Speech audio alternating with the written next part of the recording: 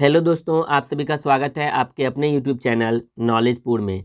आज के वीडियो में मैं आपके साथ डिस्कशन करूंगा क्लास 10th इकोनॉमिक्स यानी अर्थव्यवस्था के पहले चैप्टर के सभी ऑब्जेक्टिव प्रश्न को। इसमें जितने भी आपके एनसीईआरटी बुक में ऑब्जेक्टिव क्वेश्चन के रूप में दिए हुए थे उन सभी को मैंने ऐड किया है। साथ ही साथ जो प्रीवियस ईयर में पूछे गए हैं और जिसकी पूछे जाने की संभावना है, मैंने उन सभी प्रश्नों को भी ऐड किया है। आपसे हमारी बस एक ही रिक्वेस्ट है कि आप वीडियो को अंत तक देखिएगा, 100% आपका फ़ायदा होगा। चलिए हम पहले चैप्टर के पहले प्रश्न से शुरुआत करते हैं। हमारा पहला चैप्टर कौन सा है? अर्थव्यवस्था एवं इसके विकास का इतिहास। तो हमारा आज का पहला क्वेश्चन है, निम्न को प्राथमिक क्षेत्र कहा जाता है। आपके लिए ऑप्शन है सेवा क्षेत्र, कृषि क्षेत्र, औद्योगिक क्षेत्र या फिर इनमें से कोई नहीं। किसको प्राथमिक क्षेत्र कहा जाता है? तो अगर आपको किसी भी प्रश्न का आंसर पता है तो आप वीडियो को रोक के कमेंट सेक्शन में आंसर देने का प्रयास कीजिएगा। इनसे आपका कॉन्फिडेंस बढ़ेगा। तो इसका आंसर, पहले क्वेश्चन का आंसर क्या हो जाएगा? प्राथमिक क्षेत्र कहा जाता है किसको? कृषि क्षेत्र को कहा जाता है। ठीक है, और यहीं पर याद रखिए, ये जो हमारा औद्योगिक क्षेत्र है इसे द्वितीयक क्षेत्र कहा जाता है और जो हमारा सेवा क्षेत्र है इसे तृतीय क्षेत्र कहा जाता है। ठीक है, चलिए अब हम अगले प्रश्न की ओर बढ़ते हैं। हमारा 2 नंबर का प्रश्न है, इनमें से किसे पिछड़ा राज्य कहा जाता है?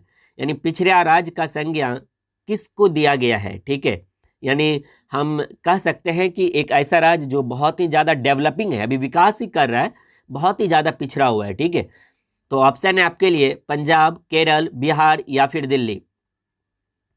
इनमें से किसे पिछड़ा राज्य कहा जाता है? पंजाब, केरल, बिहार या फिर दिल्ली। अगर आपको इसका आंसर पता है तो आप कमेंट सेक्शन में जरूर लिखिएगा। तो इसका आंसर क्या हो जाएगा? तो इसका आंसर हो जाएगा बिहार। पिछड़े राज्य की संज्ञा किसे दिया गया है? तो बिहार राज्य को दिया गया है। ठीक है, चलिए अब हम तीसरे नंबर के प्रश्न की ओर बढ़ते हैं। तीसरे नंबर का प्रश्न है हमारा, भारत में योजना आयोग का गठन कब किया गया था? आपके लिए ऑप्शन है 15 मार्च 1950, 15 सितंबर 1950, 15 अक्टूबर 1951 या फिर इनमें से कोई नहीं। अगर आपको इसका आंसर पता है तो आप कमेंट सेक्शन में जरूर लिखिएगा। इसका आंसर क्या हो जाएगा? इसका आंसर हो जाएगा 15 मार्च 1950 ईस्वी को।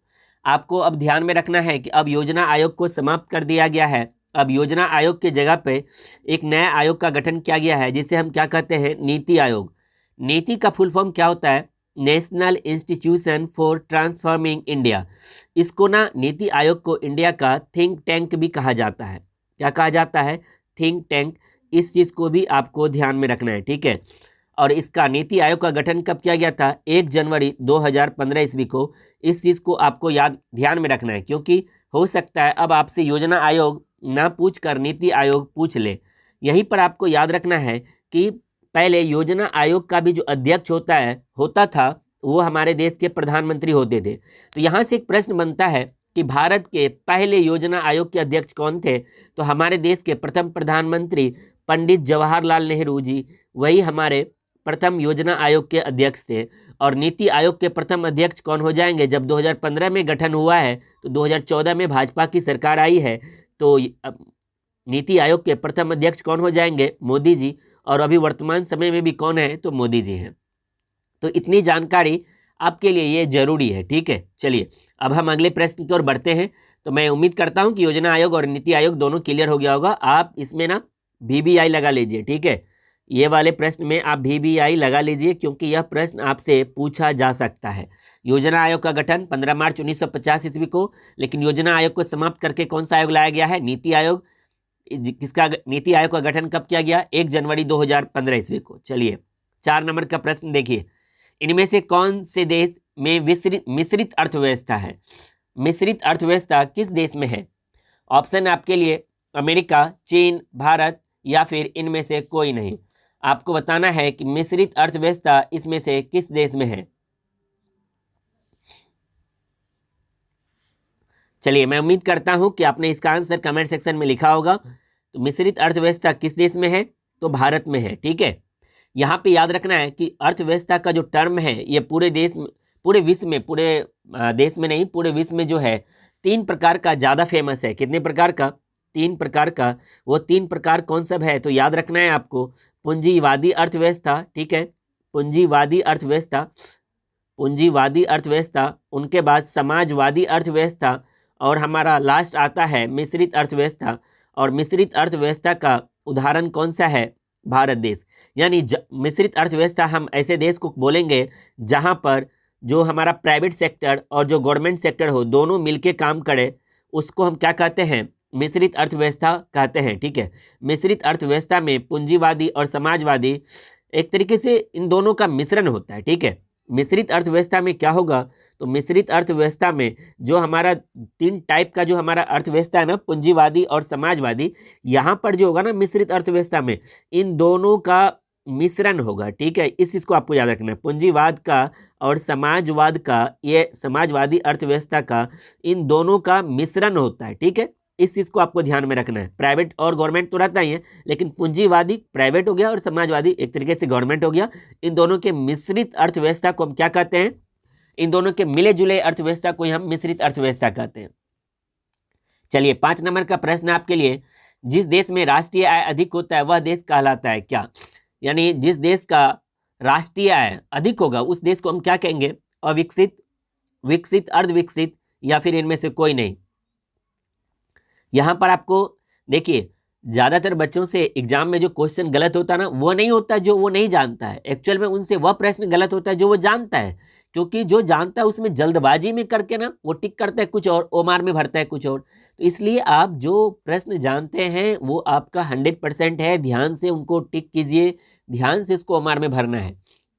तो जिस देश की राष्ट्रीय अधिक होगा उसको क्या कहेंगे?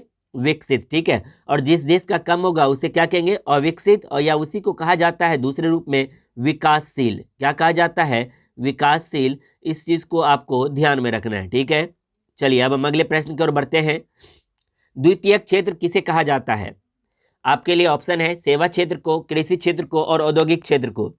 इस प्रश्न का उत्तर मैंने आपको पहले क्वेश्चन में दिया था, तो इसका आंसर क्या हो जाएगा? द्वितीयक क्षेत्र कहा जाता है औद्योगिक क्षेत्र को, और तृतीयक क्षेत्र कहा जाता है सेवा क्षेत्र को, और कृषि क्षेत्र को कहा जाता है प्रथम क्षेत्र। इस चीज को आपको ध्यान में रखना है, ठीक है। कृषि क्षेत्र हो गया आपको प्रथम, और औद्योगिक हो गया द्वितीयक, और सेवा क्षेत्र हो गया आपको तृतीयक, ठीक है। चलिए 7 नंबर के प्रश्न पर बढ़ते हैं। बिहार में जीवन का आधार क्या है? उद्योग, सेवा क्षेत्र, कृषि, या इनमें से कोई नहीं। मतलब अभी पूरी की पूरी बिहार की जो जीवन है, बिहार वासियों का जो जीवन है, वो मूल रूप से बिहार वासी किस चीज पर ज्यादा निर्भर है? तो ऑप्शन है औद्योगिक, सेवा क्षेत्र या कृषि। तो इसका आंसर कमेंट सेक्शन में लिखने का प्रयास कीजिए, बहुत ही आसान प्रश्न है। तो इसका आंसर क्या हो जाएगा? इसका आंसर हो जाएगा कृषि, ठीक है। अभी आपने जाना ही, सेवा क्षेत्र को तृतीयक क्षेत्र कहते हैं और औद्योगिक क्षेत्र को द्वितीयक कहते हैं, ठीक है।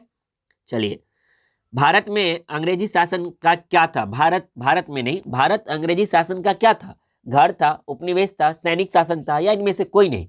ये बहुत ही ज्यादा लॉजिकल प्रश्न नहीं है, ठीक है। तो ये क्या था? उपनिवेश था। हमारा भारत जो है अंग्रेजों का लगभग 200 वर्षों तक उपनिवेश रहा था, ठीक है। 200 वर्षों से ज्यादा ही, 200 प्लस कह सकते हैं, क्योंकि 1600 ईस्वी में जो है ईस्ट इंडिया कंपनी की स्थापना हो चुकी थी हमारे भारत में, तो 200 वर्षों से ज्यादा समय तक। चलिए नेक्स्ट प्रश्न है आपके लिए, नरेगा के अंतर्गत कितने दिनों की रोजगार देने की व्यवस्था है? नरेगा, आपने इसका नाम सुना है? नरेगा के अंतर्गत कितने दिनों की रोजगार देने की व्यवस्था थी? 100 दिनों की, 120 दिनों की, 150 दिनों की, या फिर 200 दिनों की? बहुत ही आसान प्रश्न है। मैं उम्मीद करता हूं कि आप इस प्रश्न का आंसर कमेंट सेक्शन में जरूर लिखेंगे। यह ज्यादा टफ क्वेश्चन नहीं है, ठीक है। और ज्यादा से ज्यादा आप लोग आंसर देने का प्रयास कीजिए, ठीक है, क्योंकि इनसे आपका कॉन्फिडेंस बढ़ेगा। आपको पता चलेगा कि हाँ, मैंने अभी हमारा नवंबर का महीना चल रहा है, तो हमने अभी तक कितना पढ़ा है, नहीं पढ़ा है, उन सभी की आपको इससे जानकारी, आपको खुद को आप आकलन कर सकते हैं ना इन सब चीजों से। इसीलिए आंसर देने में आपको पीछे नहीं रहना है, ठीक है। तो बताइए, नरेगा के अंतर्गत कितने दिनों का रोजगार देने की व्यवस्था की गई थी सरकार के द्वारा? ऑप्शन है 100, 120, 150, 200। ये तो बहुत ही आसान है। इसका आंसर मैं उम्मीद करता हूं आप लोगों ने दिया होगा। इसका आंसर क्या हो जाएगा? 100 दिनों की व्यवस्था की गई थी। अच्छा, नरेगा का फुल फॉर्म पूछ लिया जाता है कभी कभी, तो इसका फुल फॉर्म क्या हो जाएगा? National rural employment guarantee act. ठीक है, बहुत ही आसान है। इसको हिंदी में क्या कहते हैं? राष्ट्रीय ग्रामीण रोजगार योजना। ठीक है, चलिए 10 नंबर का प्रश्न है आपके लिए। भारतीय अर्थव्यवस्था को कितने भागों में बांटा गया है? ये तो बहुत ही आसान प्रश्न है। भारतीय अर्थव्यवस्था को 3 भागों में बांटा गया है। कौन सब? अभी तुरंत देखा था हमने। प्राथमिक क्षेत्र, द्वितीयक क्षेत्र और तृतीयक क्षेत्र। रिवीजन जितना होगा उतना ज़्यादा फायदा है ना। प्राथमिक क्षेत्र, द्वितीयक क्षेत्र। प्राथमिक क्षेत्र में सबसे ज़्यादा क्या पूछा जाता है? कृषि। एक्चुअल में इसमें कृषि, पशुपालन, मछली पालन ये सब आ जाता है। द्वितीयक में क्या आ जाता है? औद्योगिक। ठीक है, और तृतीयक में क्या आ जाएगा बच्चा? सेवा क्षेत्र। ठीक है, चलिए 11 नंबर का प्रश्न है आपके लिए। ग्रामीण क्षेत्रों में कितने कैलोरी की आवश्यकता होती है? यानी ग्रामीण मजदूर जो होते हैं उनके लिए कितने कैलोरी कम से कम चाहिए ही? 2000 कैलोरी, 2400 कैलोरी, 2100 कैलोरी, या फिर इनमें से कोई नहीं? ये बहुत ही आसान प्रश्न है। ग्रामीण क्षेत्रों में कितना कैलोरी की आवश्यकता होती है? तो 2400 कैलोरी। ठीक है, और शहरी क्षेत्रों में कितना हो जाएगा? तो शहरी क्षेत्रों में हो जाएगा 2100 कैलोरी। ठीक है, ये बहुत ही आसान है, आपको याद रखना है। मैंने यहाँ पे ग्रामीण दिया है तो आपको शहरी ऑटोमेटिकली याद रखना है कि ग्रामीण क्षेत्रों में 2400 कैलोरी प्रतिदिन आवश्यकता होती है एक मनुष्य को, क्योंकि ग्रामीण क्षेत्रों में ज़्यादा हार्डवर्क होता है। और शहरी क्षेत्रों के लिए कितना चाहिए? 2100 कैलोरी चाहिए। झारखंड को बिहार से अलग कब किया गया? यानी अलग राज्य का दर्जा उन्हें कब मिला? 15 मार्च 2000 ईस्वी को, 15 नवंबर 2000 ईस्वी को, या 15 अप्रैल 2000 ईस्वी को, या फिर इनमें से कोई नहीं? ये प्रश्न भी प्रीवियस ईयर में पूछा गया है और कई बार पूछा गया है, तो बहुत आसान है, आप इसका जवाब दीजिए। तो इसका आंसर क्या हो जाएगा? 15 मार्च 2000 ईस्वी को झारखंड को बिहार से अलग राज्य का दर्जा कब मिला? 15 मार्च 2000 ईस्वी को। ठीक है, चलिए अब हम अगले प्रश्न की ओर बढ़ते हैं। हमारा नेक्स्ट क्वेश्चन है आपके लिए, संपूर्ण क्रांति का नारा किसने दिया था? ठीक है, बहुत ही आसान क्वेश्चन है। संपूर्ण क्रांति का नारा किसने दिया था? ऑप्शन है आपके लिए महात्मा गांधी, राजेंद्र प्रसाद, लोकनायक जयप्रकाश, या फिर इनमें से कोई नहीं? मैं उम्मीद करता हूं इसका आंसर आप कमेंट सेक्शन में लिखे होंगे। इसका आंसर क्या हो जाएगा? इसका आंसर हो जाएगा ग, लोकनायक जयप्रकाश। संपूर्ण क्रांति का नारा किसने दिया था? लोकनायक जयप्रकाश नारायण जी ने दिया था। ठीक है,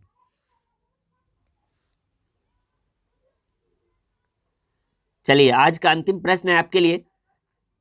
भारत में राष्ट्रीय विकास परिषद का गठन कब किया गया था? 6 अगस्त 1952 ईस्वी को, 6 अगस्त 1950 ईस्वी को, 6 अगस्त 1954 ईस्वी को? इसका आंसर क्या हो जाएगा? तो इसका आंसर हो जाएगा ऑप्शन का 6 अगस्त 1952 ईस्वी को। इस चीज को आपको ध्यान में रखना है। ठीक है, तो आज आपका कुल 14 क्वेश्चन था। 14 क्वेश्चन में आपका कितना सही हुआ? आप अपना आंसर कमेंट सेक्शन में जरूर लिखिएगा। ठीक है, आपका कुल कितना सही हुआ आपको वो बताना है कमेंट सेक्शन में। ठीक है, टोटल 14 में से कितना सही हुआ। और मैं उम्मीद करता हूँ कि आपने पूरा वीडियो देखा और आपको फ़ायदा भी कुछ ना कुछ मिला होगा। तो आप कमेंट सेक्शन में हमें ज़रूर लिख कर बताइएगा। और मैं आपकी जानकारी के लिए बता दूं कि हिस्ट्री का जो है आपको सब्जेक्टिव और ऑब्जेक्टिव दोनों टाइप मैंने बहुत ही डिटेल से करा दिया है। अगर आपने अभी तक उन सभी वीडियो को नहीं देखा है तो आप देखिए, 100% आपका फ़ायदा होगा। 100% मैं रिटर्न में दे सकता हूँ, 100% आपका फायदा होगा। मैंने सभी क्वेश्चन को बहुत ही डिटेल्स में, सब्जेक्टिव के सभी प्रश्न को मैंने सरल शब्दों में समझाने का प्रयास किया है। तो मैं उन दोनों का लिंक इस वीडियो के डिस्क्रिप्शन में डाल दूंगा, तो आप अभी जाके उसके वीडियो को भी देखिए, क्योंकि ऑब्जेक्टिव प्रश्न बहुत ही सरल शब्दों में और मैंने इतिहास के ना सभी ऑप्शन को डिटेल्स में आप डिस्कशन किया है, तो आपको फायदा बहुत पहुंचेगा। ठीक है, नॉलेज तो आपका बहुत ही ज़्यादा इंप्रूव होगा।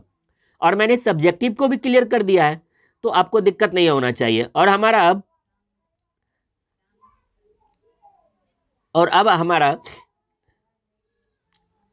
हमारा इकोनॉमिक्स शुरू हो गया है। तो इकोनॉमिक्स भी ध्यान में रखिए कि हमारा 25 या इस महीने तक जो है इकोनॉमिक्स में आपको सभी क्वेश्चन आंसर अच्छे से क्लियर करवा दूंगा। और मे भी 15 दिसंबर तक हो सकता है आपका एक और बुक में, यानी दिसंबर लास्ट तक में ना मैं आपको सोशल साइंस के चारों सब्जेक्ट का प्रश्न उत्तर बहुत ही डिटेल से, सब्जेक्टिव और ऑब्जेक्टिव दोनों टाइप जो है ना, सब्जेक्टिव भी और ऑब्जेक्टिव भी मैं इन दोनों को आपको दिसंबर एंड तक मैं प्रयास करूंगा कि आपको ख़त्म करवा दूं बहुत ही डिटेल्स में, ठीक है। तो आज के वीडियो में बस इतना ही। यह वीडियो अगर आपको अच्छा लगा तो वीडियो को लाइक कीजिएगा, और लाइक के साथ साथ आप शेयर अपने दोस्तों के साथ। कम से कम अगर आपको वीडियो से कुछ भी फायदा होता है, ठीक है, थोड़ा बहुत भी अगर आपको फायदा हो रहा है, तो वीडियो के लिंक को कम से कम आप अपने 20 दोस्तों के साथ शेयर जरूर कीजिएगा, ठीक है। तो आज के वीडियो में बस इतना ही। मिलते हैं हम अगले वीडियो में, तब तक के लिए जय हिंद, जय भारत।